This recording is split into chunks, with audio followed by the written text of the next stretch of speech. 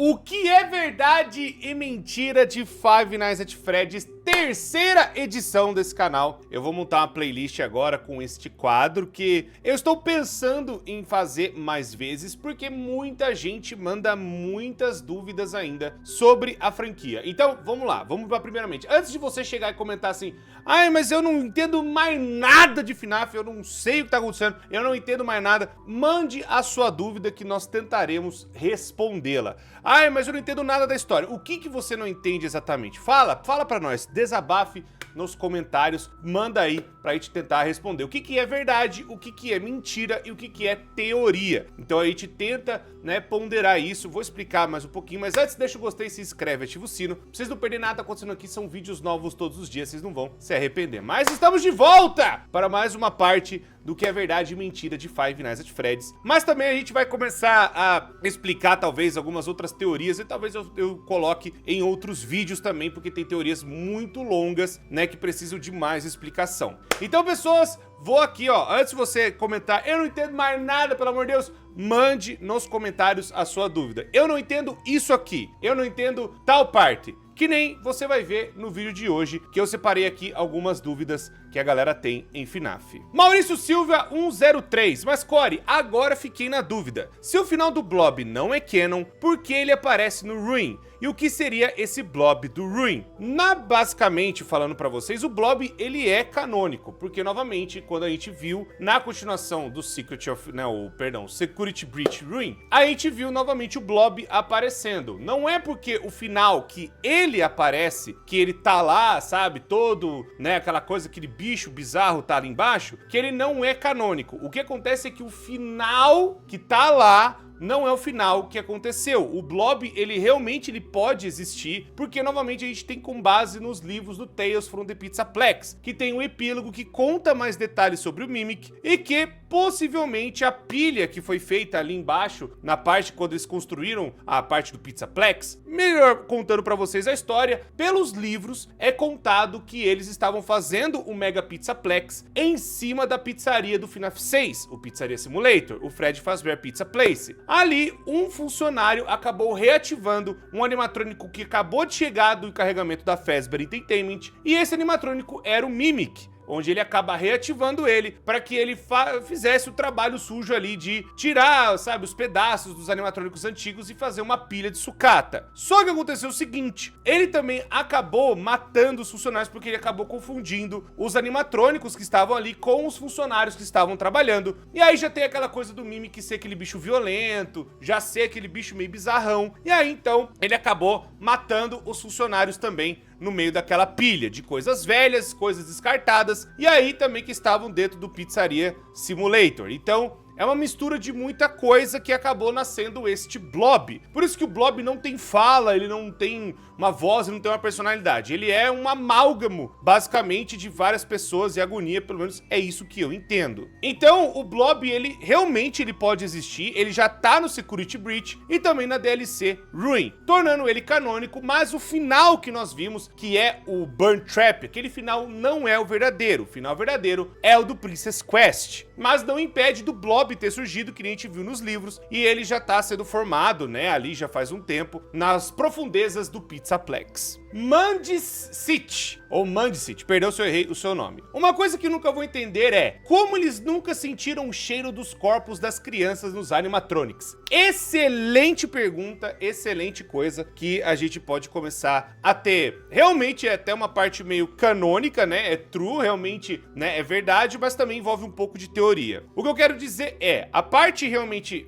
é que os caras não conseguiram sentir o cheiro dos bichos. A polícia, no geral, em Five Nights at Freddy's, ela é muito pangona, ela é muito incompetente. Tirando os epílogos que nós temos do Frights, né, do Fazbear Frights, que é aquela primeira coleção de livros lá de 2019, 2020, aquela parte ali a gente vê um investigador, né, indo atrás e tal. Ele seria o cara mais competente, mas ainda assim falha algumas coisas, mas ainda assim seria o cara mais competente. Na época, eu acho que não é porque eles não sentiram o cheiro dos corpos. Eu acho que eles nem imaginaram que tinha realmente alguma coisa. O cheiro pode ser de coisa podre, aí vem vigilância sanitária, e aí é por isso que o lugar lugar acaba sendo fechado, ou algum outro lugar, sei lá, alguma coisa de esgoto, vai saber que tipo de desculpa foi entregue, mas realmente o cheiro, né, é meio que falado no FNAF 1, que os animatrônicos fediam pra cacete, o lugar inteiro era meio fedorento. Então, tipo assim, dá pra entender por que o cheiro foi carregado nesses corpos, porque nós sabemos que as crianças estavam lá dentro, e o cheiro acabou ficando lá, né, não deixavam tocar nos animatrônicos e não faziam lá tanta manutenção. Ou pode ser também aquela coisa, da mesma forma que a gente entende, por exemplo, no Together Forever, que tem, né, uma história na Fazbear Frights, que a pessoa meio que,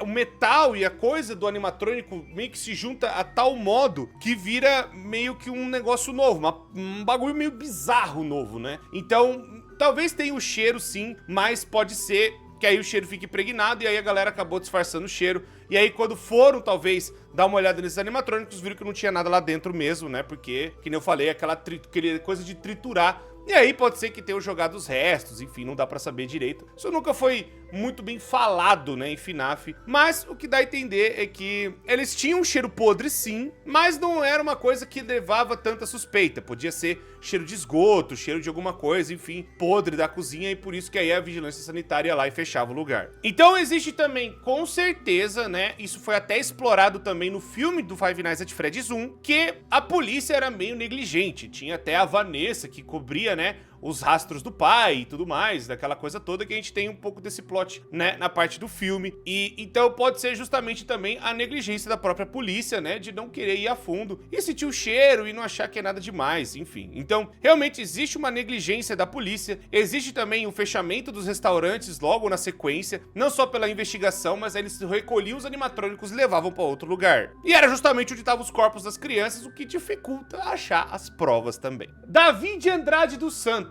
é verdade que o pai do Oswald é o bully da máscara do Fred da Mordida de 83? Quando é encontrada a máscara de Fred no sótão do pai do Oswald no FNAF Into the Pit? Bom, vamos lá. Na verdade, pessoas, isso aqui, eu particularmente acredito nessa teoria, mas eu tenho que pôr que é uma teoria. Porque a gente viu que, por exemplo, o que tá seguindo essa lógica? Quando a gente jogou o Help Wanted 2, a gente tem justamente a máscara do Bonnie, onde é aquela coisa: a gente tá vendo um funcionário sendo treinado pro Pizzaplex, um cara que coleciona bastante coisa antiga. Aí a Cassie, quando a gente lembra no próprio Security Breach Room, ela fala do pai dela, que ele colecionava coisa antiga, que ele gostava muito do Bonnie, que o Bonnie era o personagem favorito dele, que ele queria trabalhar na Fazbear, sabe? Vários desses detalhes foram colocados. Aí a gente joga o Help Wanted 2, a gente encontra a máscara, e a máscara, né, e a pessoa que acabou sendo colocada até naquele bot, né, no dos staff bots, que entrega a máscara da Vayne pra Cassie, a gente meio que entende que é o pai dela, que acabou sendo uma das pessoas que estava naquele bullying do FNAF 4. Caso vocês não se lembram, tem justamente o FNAF 4, onde tem o Michael Afton junto com outras 3 crianças que acabam pegando a criança chorando e colocando na boca do Fredbear. Então, é uma teoria isso também, é meio que vinculado uma coisa com a outra. E aí agora, quando saiu o FNAF Into the Pit, aconteceu a mesma coisa. Quando a gente vai e tá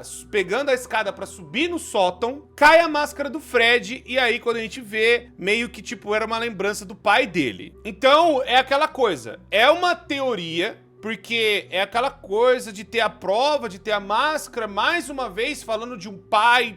Qual que é o vínculo do Oswald? Por que que ele estaria passando por essas coisas? Também justificaria uma certa culpa do pai do Oswald, do porquê que ele foi capturado, do porquê que o Coelho Amarelo passa por essas coisas e tudo mais, mas tem outros motivos, é claro, só falando do vínculo da máscara, tá, pessoal? Pelo amor de Deus, eu sei que tem outros vínculos também na própria história do Into the Pit. Mas qual é o problema dessa teoria?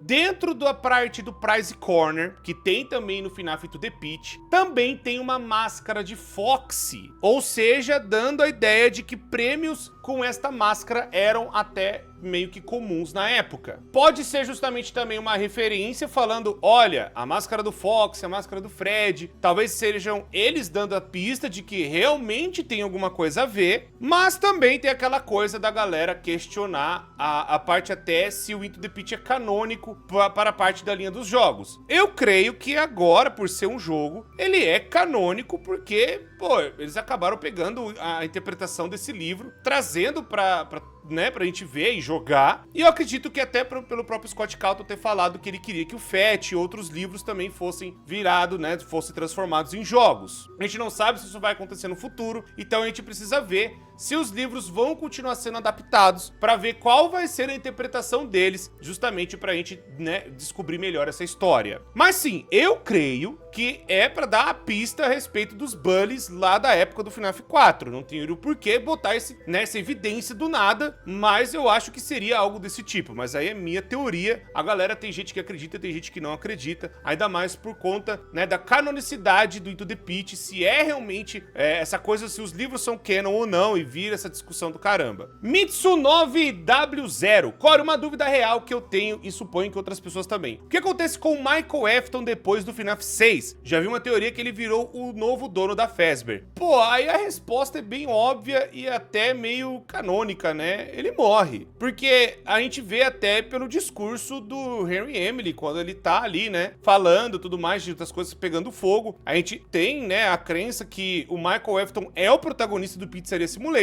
e fala que ele tá justamente onde ele queria estar e tudo vai pegar fogo, até o Henry Emily vai pegar fogo junto. Então, tecnicamente falando, todo mundo morreu. Aí tem essas teorias de que o Michael ainda é vivo, de que o Gregory é filho dele, de que, sei lá, ele é o novo dono, enfim, um monte de coisa. Mas, pelo que eu lembro, e pelo justamente o final do FNAF 6, ele morreu junto com todo mundo. Canal Fernando Speed Edit Brás. O Spark é canon ou não agora? Spark, caso você não se lembre, é o Spark the Dog, que é aquele cachorro que acabou aparecendo no filme de FNAF 1, onde tem lá um animatrônico que é uma versão cachorro, e é fazendo referência a um easter egg meio falso. Na verdade, é falso. Na época, a galera achou que tinha um cachorro dentro da pizzaria e acabaram espalhando esse rumor que tinha um outro animatrônico secreto dentro do FNAF 1, que era um cachorro chamado Spark the Dog. Aí, vamos lá.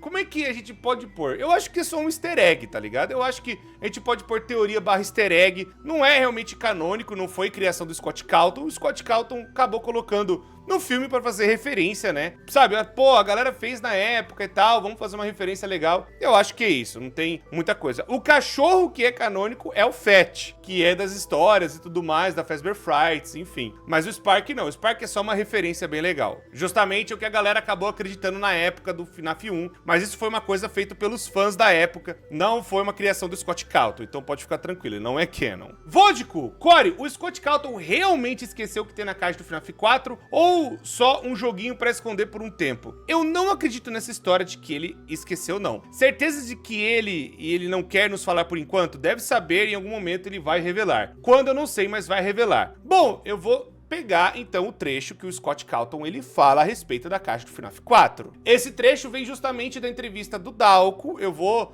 né, eu já devo ter português, mas eu vou tentar traduzir aqui pra vocês, falando, né, o que ele mesmo falou. But yeah, I'd say the box is the biggest mystery that everybody wants, like even a tiny snippet of something. Help. Okay. Well, I can try to give somewhat of an answer to that, even though it might not be extremely satisfying for a lot of people. So I would encourage people to turn off the interview if they don't want an answer that they might not be happy with. But you know, whenever I'm making these games, there are a lot of things that are in my head that are just flowing ideas. And when I have them and put them there, it's the first half of something. It's like a string or a rope, just like reaching out. And I know that what's there on the other end is there. I trust that it's there. I know that it's there. And then whenever I progress forward, the rest of that just reappears. The rest of it appears and just fits into place perfectly. That's how all my games have been made. I feel that there is something there, and I make the roads to get there for that to be revealed.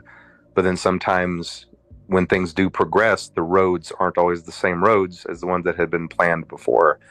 And so what that means is, even though at the time something was definitely there, something was definitely reaching out to be there, and I could feel that it was there, the progression of the story didn't go there. And so those strings never got pulled on, and those and the other half of that idea remained in the ether, remained in my subconscious. All of that to say, there is something in the box, but I never pursued it, and I don't know if I can find it again. And I think that that's the best answer that I can possibly give for that. Bom, tá aí a palavra do próprio homem, nem ele mesmo lembra o que tem, ele confessou isso, né, na entrevista, e na verdade não é que ele não se lembra, é que a história não caminhou pra esse lado, porque ele acabou fazendo o Sister Location, acabou fazendo outros jogos, pra tentar explicar melhor outros pontos da história. Enfim, é a palavra do homem, cara, não tem muito o que eu fazer. E aí vai ver as pessoas, ah, mas tem realmente e tal, não sei o quê. Pessoal, ele acabou falando, eu não sei, ele falou assim, ó, eu nunca fui pra essa parte e tal, e eu não sei se eu conseguiria ir pra encontrar o que tem dentro da caixa. O conteúdo dessa caixa já mudou, o conteúdo desse negócio dessa caixa do caramba, mano, não é mais o mesmo. Ele mesmo que ele falou, ah, eu teria que ver o que poderia ser pra ser colocado. Ele não escreveu, ele falou, ele admitiu, eu pus lá pra ser uma parte de uma ideia que acabou não indo pra frente, é isso. E ele não lembra mais o que tem dentro oficialmente pra falar. Então, infelizmente aí é o que o homem falou, não fui eu, pô. Mero Mortal 27, tipo, a máscara da Vayne tem agonia, pois ela matou um bando de gente, né? Olha, o termo desse negócio da agonia e da máscara é porque existe essa habilidade que tem no próprio Ruin, onde você coloca a máscara e você atravessa alguns lugares. Na verdade, essa habilidade não é baseada em agonia, eu acho que é realmente uma parte de tecnologia para você ter portas que são escondidas e que só esses funcionários conseguem acessar. É como se fosse uma tecnologia avançada para esconder das pessoas, né? Tipo, é uma porta realmente, né? Se você bota a máscara, você vê que é uma porta, você entra pela porta, mas a pessoa que não tem esse visor, vê só uma parede, entendeu? Tipo, meio que uma ilusão e tudo mais. Mas, eu acho que a máscara que foi entregue pra Cassie não é a mesma máscara da Vayne. É um tipo de máscara, mas eu não acho que seja a mesma máscara. É meio que pode ser que outras pessoas podem usar a máscara. Até aquele helpzinho, ele fala que existem, né, os funcionários usavam essa VANNI pra justamente andar pelo lugar do Pizzaplex. Então, não é exatamente a mesma máscara, mas a máscara que a Vayne usou, pode ser que tenha mesmo algum tipo de agonia ou algo assim do tipo, mas não é pra justificar a habilidade da máscara de atravessar a parede ou algo do tipo. É mais porque a máscara dá esses acessos especiais ao Pizzaplex. Kennedy Nogueira, quem controla o Blob? São os funcionários que foram jogados na pilha? Então, o Blob, novamente, ele não é um bicho com uma consciência, ele não foi mostrado um bicho com uma ciência, ele é uma coisa que existe, que tá ainda vivendo, né, entre o limbo de estar vivo e estar morto, né, ele não é uma coisa, sabe, com uma personalidade por conta, novamente, dessa coisa da junção de várias coisas, das pessoas que morreram, das peças antigas, da assombração, né, da agonia e tudo mais, então, eu creio que ele não tem nenhum tipo de personalidade, não é tipo o Molten Fred novo, não é o retorno daquelas crianças, não acho que seja isso, eu acho que realmente é só um negócio que voltou a surgir por conta dessa pilha de pessoas e pilha de carcaças e pilhas de jovens do parte dos epílogos, pilhas de metal e tudo mais, os animatrônicos que foram cortados e colocados ali. Porque até agora o Blob não tem uma personalidade, pelo menos até a data desse vídeo. Então, realmente fica só como uma teoria, né? Se ele tem realmente alguém controlando todos eles ou não. Eu acho que não. Na minha opinião, não. E se tiver, seria o próprio Mimic, porque aquela coisa... A programação do Mimic acabou infectando o lugar todo. Por mais que eu acredito que esse bicho não esteja conectado na rede, mas se ele tiver, então o Mimic foi lá e também colocou a programação dele para que o Blob, né, pudesse estar aí vivendo e tudo mais e sendo esse vírus errante também, né? Essa coisa bizarra. Não que o próprio Blob é um vírus, mas a programação dele foi infectada também por conta disso. Então é uma mistura das coisas assombradas das pessoas possuírem os animatrônicos, que a gente sabe disso. Também é a questão do próprio vírus que infectou o lugar inteiro do Pizzaplex e também pode estar dentro do Blob. Então é uma mistura de várias coisas o Blob. Ele é um amálgamo, né? Que nem a gente já até falou. Então... eu não acho que ele teria uma característica 100%, igual, por exemplo, os Glamrocks têm, cada uma característica da sua própria programação, o próprio Glamrock Freddy, até o próprio Mimic, enfim, que ele imita personalidades e tudo mais. Então, eu não acho que o Blob tenha uma personalidade, mas vai saber, vai que no futuro tenha, né? Matleon 17, Corminote, tá anotado, meu filho. Uma pergunta, como eles conseguiram os direitos da Chonka, a Chica, se ela era de outro restaurante, qual restaurante era o do Into the Pit? Vamos lá, vamos primeiro do conjunto de perguntas. Como eles conseguiram os direitos da Chica? Novamente, é uma teoria, porque o Edwin Murray estava trabalhando, né, nessas coisas e tudo mais, e pode ser que seja uma criação dele ou de alguma outra parte, de algum outro cliente que talvez não queria mais. E aí a Fazbear Entertainment que tomou conta de todas as propriedades intelectuais do Edwin Murray. Pra eles, toda a parte do Edwin Murray, toda a parte da corporação, tanto que tem até essa desculpa do tipo, ah não, ó, os nossos ativos estão lá, aquela coisa toda, então você vai lá e pega. Que é o plot do próprio Secret of the Mimic pra acontecer. O Arnold vai lá, porque, pô, agora é tudo da Fazbear, então, né, não tem problema, vou lá pegar então esse ativo, esse animatrônico especial, que seria o Mimic. Mas todas as coisas que estavam dentro do Edwin Murray trabalhando agora seriam responsabilidades da Fazbear, e a Fazbear poderia escolher fazer o que bem entender com elas. Inclusive até as coisas da Chica, né, já que a mulher morreu, né, a Fiona... O Edwin Murray não tem herdeiro, então ficou tudo pra Fazbear Entertainment. Existe agora, vamos lá, a parte do negócio, qual que era o restaurante do Into the Pit. Porque a galera pega muito na questão de que, qual outro FNAF se passa no mesmo lugar? Porque existe esses negócios, esses paralelos. Eu creio que pode ser uma outra Freddy Fazbear Pizza mesmo. A de 83... que tem a Puppet, é uma pizzaria, a Freddy vs Family Diner é outra pizzaria, e a Jeff's Pizza é uma outra pizzaria. E que os animatrônicos foram só sendo transportados de um lugar pro outro, até acontecer o que aconteceu em 85, que é o restaurante que acontece os assassinatos das crianças. E aí, todos foram levados pro mesmo lugar, esse tipo de coisa. Aí algumas pessoas vão falar assim, Cor, mas tem alguns sprites que tem a Puppet no Into the Pit. Então, pode ser que seja realmente o mesmo restaurante. O problema pessoal é que esses sprites não foram utilizados. Eles estão nos arquivos do jogo, mas eles não aparecem em lugar nenhum. Então, não sei dizer se o Scott Calton queria colocar realmente esse vínculo, que o restaurante da Freddy Fazbear Pizza de 83 é o mesmo de 85, pode ser que seja, mas também, a parada também que acontece com o Into the Pit, a galera não entende muito ele, porque ele é uma coisa meio looping também, né? Tem um negócio do Oswald que ele tá revivendo esse passado, que fica sempre atormentando ali, é como se você revivesse uma memória, revivesse uma agonia, e a agonia da parada, né, tá revivendo mais os eventos do Coelho, que é essa coisa bizarra, e o que aconteceu com as crianças da época, do que realmente ser a história da Puppet. Porque a Puppet é um pouco antes, é de 83, é de outro lugar. Então, pra não confundir as pessoas e focar mais no que aconteceu dos assassinatos das crianças sendo levadas pro fundo, mas existe também aquele negócio da Charlie também, né? Todas essas memórias misturadas de vários lugares, que são todos pizzarias de FNAF, e aí você meio que esse limbo de memória, sabe? Esse limbo de agonia e memória que acaba misturando essas coisas todas, e o Oswald tá no meio. Porque, é claro, a gente tem que explicar de algum jeito como é que o moleque em 2000 e pouco entra na piscina de bolinha e volta no tempo. É justamente pela agonia do lugar, que foi onde as crianças morreram. Mas não é em nenhuma outra pizzaria que a gente passou, por exemplo, na Era Clássica. Não é no FNAF 1, 2, 3 ou 4. Então vocês podem ficar tranquilos que eu acho que é uma outra localização, que é a Jeff's Pizza. Under T, Corinho, eu tenho duas dúvidas. Se o Mimic 2 era o Burn Trap na ideia, na verdade, a gente tem que até começar a falar que seria o Mimic 3. Tá? Eu não sei se vocês estão prontos pra essa, mas aí talvez a gente converse depois disso no futuro. Então, ainda tem os restos de todos os animatrônicos do fundo das pizzarias abandonada. Eu sei que é uma teoria, mas será que o Blob não comeu realmente aqueles restos do FNAF 6? Eu também não sei se o Blob é canônico, parando pra pensar. Bom, eu já respondi nesse vídeo. Novamente, ele não comeu nenhum resto, ele não foi alimentado com nada. Eu acho que realmente as almas das crianças foram libertadas ali agora no FNAF 6, porque, mano, o próprio Blob não tem nenhum tipo de personalidade, não fala, não tem nada, ele é só uma coisa bizarra que acabou sofrendo todas essas coisas, né, da própria pizzaria. Se não foi pelas almas dos funcionários, que nem a gente até trouxe essa teoria agora há pouco, pode ser justamente pela infecção do lugar, que a própria programação Mimic 1 acabou colocando em todas as peças que estavam acontecendo ali. E aí, esse amálgamo de peças, junto, né, com as pessoas, acabou surgindo o Blob, né, que foi os funcionários mortos, aquela coisa toda. E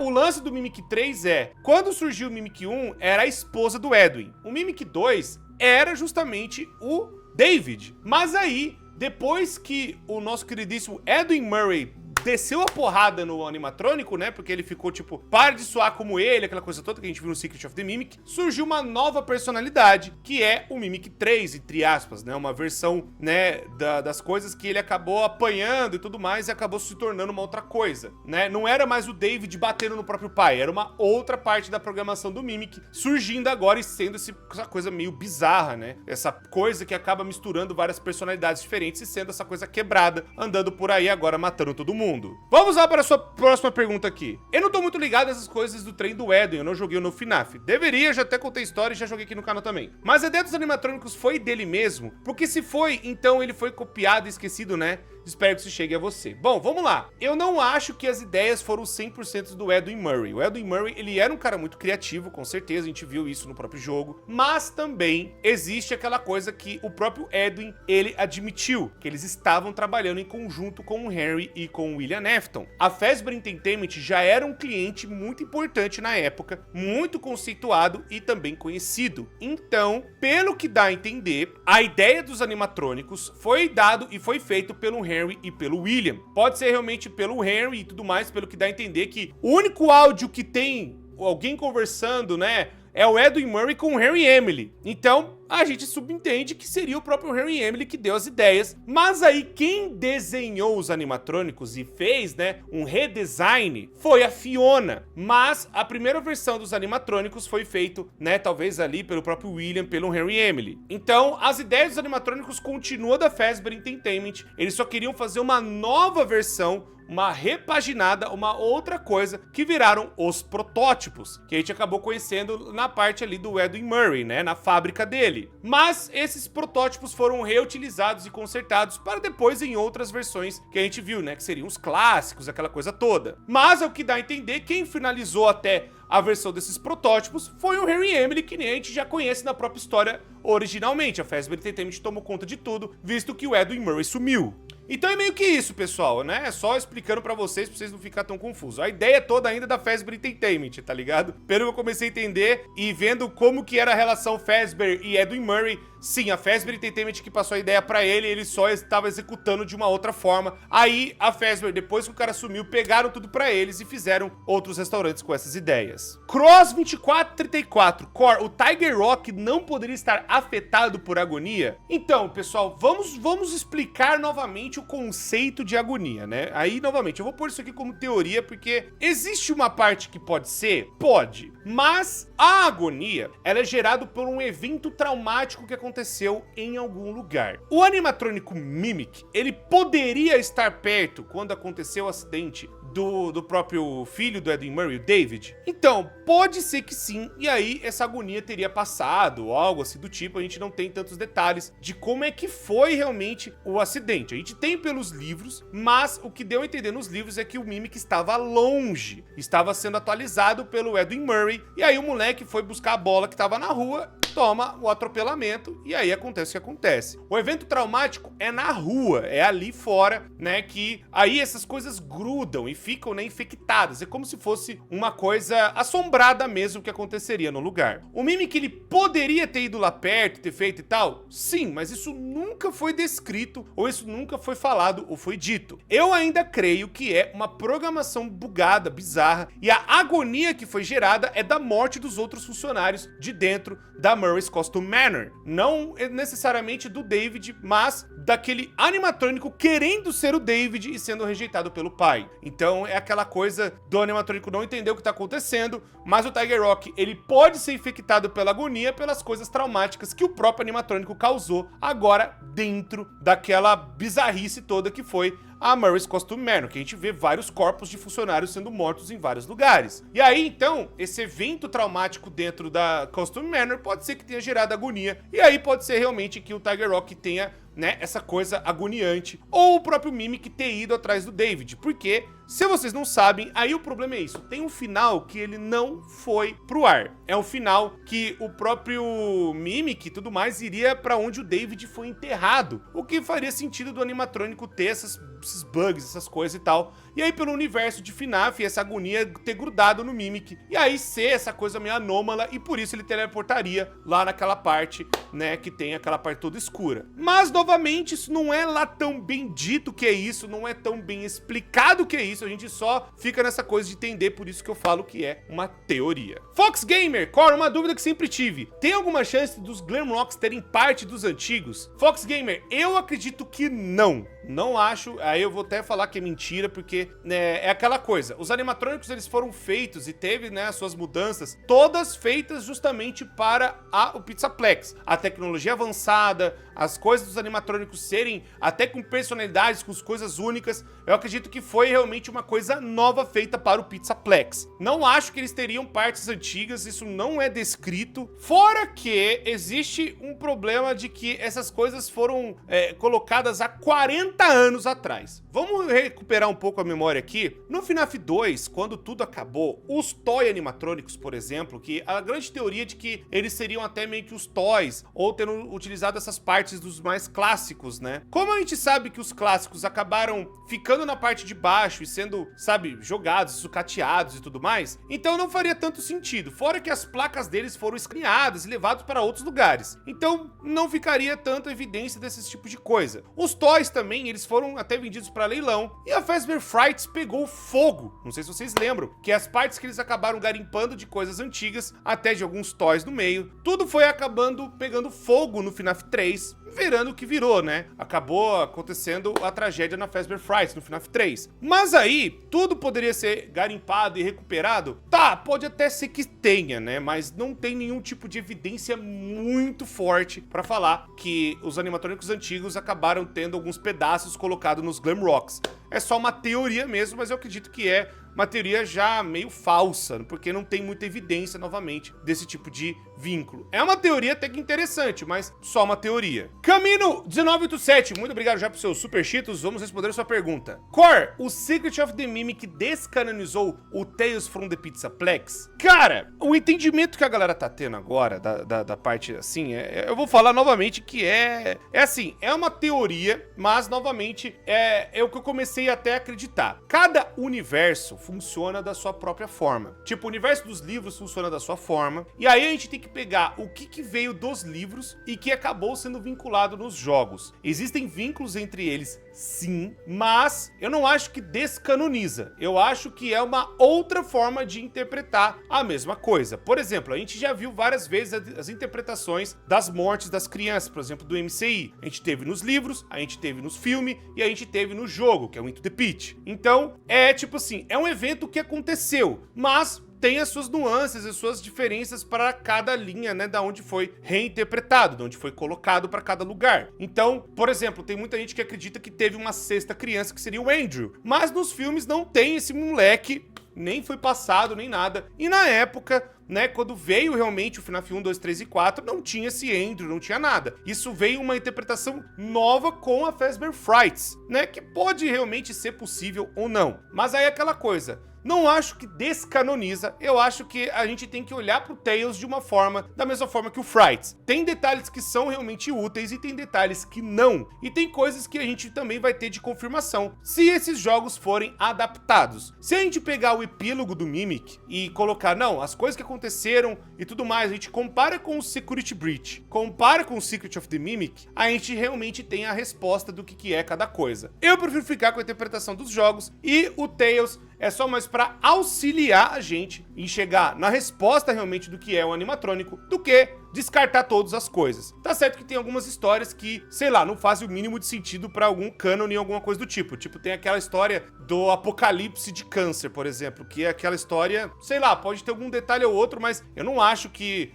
chegou a um ponto da galera imaginar esse tipo de coisa depois de entrar num brinquedo. Ou se não, até outros brinquedos que teriam, por exemplo, da Balora, por exemplo, que até então não tem referência dela em nenhum lugar no próprio jogo do Security Breach. Tem, por exemplo, até a árvore do Tiger Rock, que teria dentro do Pizzaplex, mas é bizarro, aquele lugar é tão gigantesco que a gente nem vê árvore nenhuma. Talvez pode ter sido no Monte Golf, né, mas a gente não tem uma certeza, não tem um lugar realmente e tal, enfim, Isso nunca foi colocado no próprio Security Breach, então é mais uma coisa do livro pra auxiliar a contar a história, talvez. Drey 1692, a UCN é canon. Sim, a Ultimate Custom Night é canônica e tem vários detalhes lá dentro, tanto dos animatrônicos quanto do espírito vingativo, tanto do tal Andrew, que a galera gosta tanto, fala da sexta criança, né, e tudo mais, tanto também pelo próprio plot, né, do que aconteceu depois com William Afton, aquela coisa toda. A UCN, ela é canônica, ela é o FNAF 7 e ninguém vai tirar isso. Não é um bônus, ela é um jogo novo, tem paralelos dos assassinatos, tem paralelo de tudo que vocês imaginar lá dentro. Então sim, é canônico. Júnior 27664, o espírito vingativo e aquele que você não deveria ter matado são o mesmo? Sim, são o mesmo, né? Algumas pessoas têm dúvida porque acham que é uma briga, sei lá, da Cassidy com o Andrew, ou sei lá, a alma, né, do Golden Fred com o Andrew, ou da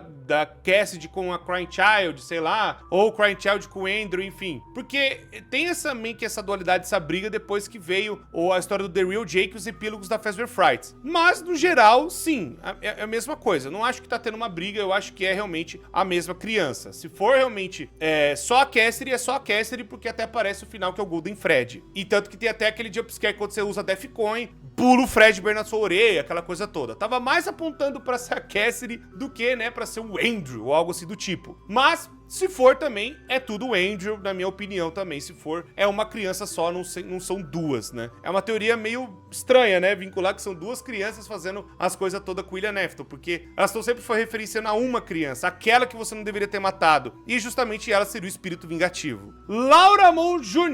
Eu achei que o Murray tinha espancado o Mimic na porrada porque ele tava mimicando o David. Estou confusa. Foi exatamente isso. Por conta dele ter sofrido, né, o Edwin Murray, pela perda da esposa, ele acaba jogando também, né, e pegando as coisas dela e colocando no F10N4, né, que seria o computador que ele utilizou para fazer essa programação, né, que estaria guardada essa memória. E aí, na memória não, né, a programação no geral, ele faz o M2 utilizando o mesmo Mimic para fazer o filho. E tava justamente imitando o filho dele em praticamente tudo. Ele fica transtornado e espanca o moleque, né, tipo, ele fica completamente com raiva, porque a Fiona ainda continuava falando com ele, mas não era a mesma Fiona, não era a mulher dele de verdade, era alguém se passando por ela, e agora é a mesma coisa. Então imagina, é a dor de um pai que perdeu a esposa e perdeu o filho, e agora novamente essas duas, vamos pôr assim, fantasmas voltaram, agora tentando ser esses fantasmas, mas não eram eles, eram só coisas tentando se passar por eles. Ele acaba completamente transtornado e tentando destruir o Mimic na porrada, né, fazendo ele parar de ser esse negócio. E aí nesse espancamento desse negócio, acaba surgindo o Mimic 3, que é uma nova coisa, uma coisa bugada, tentando ser todas as coisas ao mesmo tempo, ou tentando fingir ser todas as coisas, e até, né, sabe, indo pra cima do pai e tudo mais. São as consequências do Edwin Murray de tentar consertar tudo, e uma coisa que ele descobriu que ele não vai conseguir consertar nunca, que é a morte. Vinitronic SN, por que que a enciclopédia de FNAF não é confiável? Bom, eu vou mostrar algumas evidências pra vocês, seria bem interessante. Eu vou pontuar aqui algumas coisas, porque existem alguns problemas, né? Assim, tem coisas dentro da enciclopédia que a galera acabou notando que não bate com a descrição real dos animatrônicos, o que não bate com a descrição de como que foi nos jogos. Algumas coisas sim, mas algumas coisas não. Por exemplo, ele utiliza imagens da Charlie, que é justamente daquela trilogia inicial, a Charlie mesmo, que seria a filha do Henry e Emily. A gente sabe que nos jogos ela acabou virando a Puppet. Só que tem justamente o The Silver Eyes, Twisted Ones, que ela na verdade é um robô, é a Charlie Bot. E aí a enciclopédia acaba descrevendo ela como um ser humano e usando as imagens da verdade de quando ela era um robô, por exemplo. O que deixa a galera um pouco confusa. Se é pra ser uma enciclopédia, então teria que, sabe, botar uma diferença de cada personagem. Tem várias outras coisas, por exemplo, tipo foto do Endo 02 na página que é pra descrever o Endo 01, o que já quebra, né? Pô, é o Endo 02 e o Endo 01 é a mesma coisa, né? Tá usando imagens no lugar errado. Tem justamente falando que o Bombom estaria no FNAF 3 e Bombom, né, que é aquele negocinho, aquele coelhinho na mão do Phantom Fred, estaria no FNAF 3, mas aquilo lá nunca aparece. E tá falando no livro que, pô, aparece no FNAF 3. Não, isso não aconteceu. Não tem nada a ver com o FNAF 3, tá ligado? Fora que também tem, por exemplo, a galera colocando na própria enciclopédia, a galera que eu falo é a galera da Scholastic, né? E aquela coisa. Revisionada pelo Scott Calton, a gente acredita que é, né? Falando que a Criança Chorona é o personagem principal e protagonista do FNAF 4. Tipo, por mais que realmente a Criança Chorona é o personagem principal, mas ainda existe aquela coisa do Security Logbook, que é aquele livro que tem do Michael Afton, onde existe um desenho do Nightmare Fredbear mostrando que existe esse negócio do próprio FNAF 4. A gente tá controlando uma outra pessoa que tá passando por algumas coisas do FNAF 1. Tanto que tem até um áudio ao contrário do FNAF 1 dentro do FNAF 4, vinculando mais ainda que o Michael Afton é pra ser também uma parte que estaria vendo ou revisitando ou relembrando o que o seu irmão mais novo passou, né? O irmão ali, né? A Criança Chorona. Então é aquela coisa. Por mais que tenha essa informação, a Criança Chorona é protagonista do FNAF 4. Beleza, a gente sabe disso. Mas faltou o detalhe do negócio do Michael, né? Que é tão importante que tem o Survival Logbook pra completar ainda. Isso é só algumas coisas. Tem várias outras coisas da enciclopédia que também deixam ela meio meme maker, assim, meio bizarra de pegar e falar que é 100% acurado. Então, né, eu levaria a enciclopédia de FNAF do tipo, ó, vê como uma coisa curiosa, mas não leva tudo a 100% também não. Da V0, D4, V8, Z3, R4, como o Springtrap se tornou o Scrap Trap? Então, existe aquela coisa de fazer um design novo para um jogo novo, que é completamente normal, né? Os meus personagens tendo designs diferentes, até aí beleza. Mas eu acredito que é justamente como o Pizzeria Simulator se passa depois e o William Afton, o Springtrap, sobreviveu ao FNAF 3, ele volta justamente como Scrap Trap, é meio que plausível, né? O próprio modelo ou as coisas, né, da roupa terem se deteriorado e ele ter tentado juntar com algumas outras sucatas, ele tentando se remontar ainda naquele cadáver / animatrônico andando pra cima e pra baixo. Eu sei, é meio bizarro, mas eu acredito que dá pra justificar isso, que o FNAF 3 acabou num incêndio. O lugar foi completamente, né, abaixo. Tem até aquele final do Sister Location que mostra o lugar todo destruído, Fazbear Frights, e o bicho aparecendo de novo, né, tipo, ele tava vivo. Então existe isso do porquê que é a mesma coisa, por mais que sejam designs bem diferentes entre eles, ainda é o mesmo personagem por conta, né, de tudo que aconteceu no FNAF 3 até o Pizzeria Simulator, ele ter perdido algumas partes pelo caminho e tentado se reconstruir, né, com, sei lá, sucata ou outras coisas que ele acabou encontrando em outras pizzarias. Ou até no lixão, em outros lugares também. O Undermono, só uma dúvida mesmo, quais são os livros com mais conteúdo canon? Bom, vamos lá. Na minha opinião, novamente, é mais, assim, coisas que eu acredito e teorias e tudo mais, né, que a gente tem.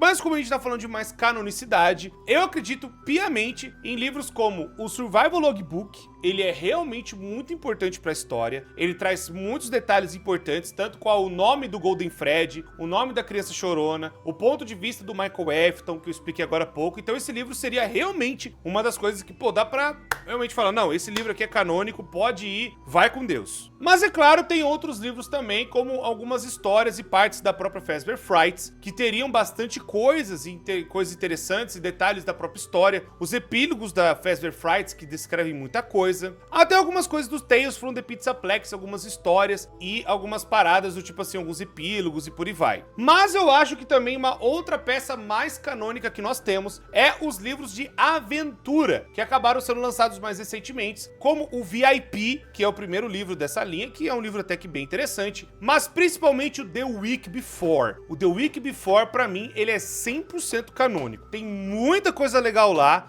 tem muita coisa maneira que vai explicar da história do Phone Guy, que até então a gente não tinha tantos paralelos, e agora temos no The Week Before. Tanto também tem, né, até o Return to the Pit, que confirma mais algumas coisas, tem até um outro livro do Security Breach. Enfim, esses eu falaria. Do mais canônico pra mim que tem é The Week Before e o Survival Logbook. E novamente algumas outras histórias ali da Fazbear Frights e até os livros de aventura, mas pra mim estaria... O top 3 é o Survival Logbook, o próprio The Week Before, os livros de aventura, aí temos as Frights e aí temos o Tales from the Pizzaplex. Mas todos eles têm histórias bem interessantes, mas eu ficaria com os primeiros ali, que são os mais, assim, com mais informações canônicas que tem. Milagres Underline 1. Corey, é verdade a teoria que a esposa do William se churrascou? Porque temos todo aquele diálogo da mesa da suposta família Afton no Security Breach Ruin. Pra mim isso fica meio aberto e seria a única fala da senhora Afton no jogo, o que me deixa meio curioso. para saber se estabelece ou se sequer tem uma confirmação. Pessoal, qualquer coisa ou pedaços dessa tal senhora Afton, pela minha interpretação, é teoria. Novamente, teoria e até essa fala no Ruin. Fora que eu dei uma procurada nesse diálogo, né, o áudio que tem no Security Breach Ruin, e novamente eu não consegui encontrar que é realmente falando da senhora Afton. Eu realmente agora fiquei até um pouco assim, eu não me lembro. O que tem é justamente uma referência da família Afton no Security Breach normal, não na DLC. Agora, na DLC, se for algum áudio, não é também referência à senhora Afton, é referente a, talvez, tá falando do próprio, como é que é o nome? Do Candy Cadet, que estaria falando do a mãe, que tal, tem o filho na floresta. Aquilo lá também não é da senhora Afton, aquilo lá é uma referência da Vanessa e do Gregory. Não que Vanessa e Gregory sejam mãe e filho, eu acredito que não sejam, mas é para referenciar uma mulher adulta com uma criança que acabou encontrando na floresta e por aí vai, e é para fazer uma referência mais ao Mimic do que realmente ser alguma coisa da senhora Afton, né? Sendo bem honesto, pessoal, a senhora Afton, ela só é uma mulher aí que a galera existe. Ela não é importante. Ela, de verdade, não tem peso de história. Pode ser, a galera especula da Balora. De novo, a gente vai entrar nesse loop infinito.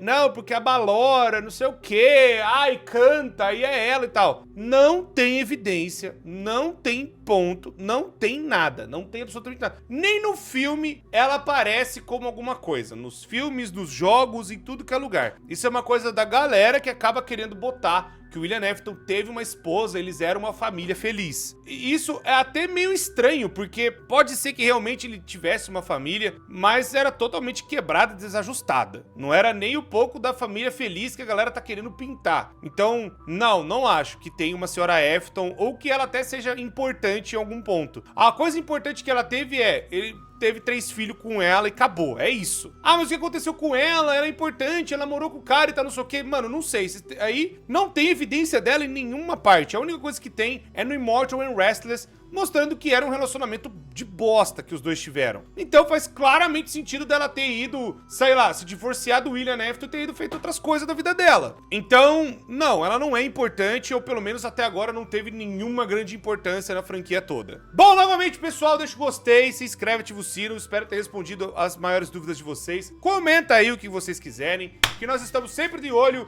e estamos aqui para vocês, para responder as coisas de vocês e também as teorias, o que é verdade, o que é mentira, o que vocês querem saber. Manda aí que é nóis demais. Deixa o gostei, se inscreve, ativa o sino e novamente, se você tem alguma dúvida, eu não entendo isso, a gente vai tentar o nosso melhor para explicar para vocês, tá bom? Muito obrigado, pessoas, eu me despeço de vocês e até a próxima.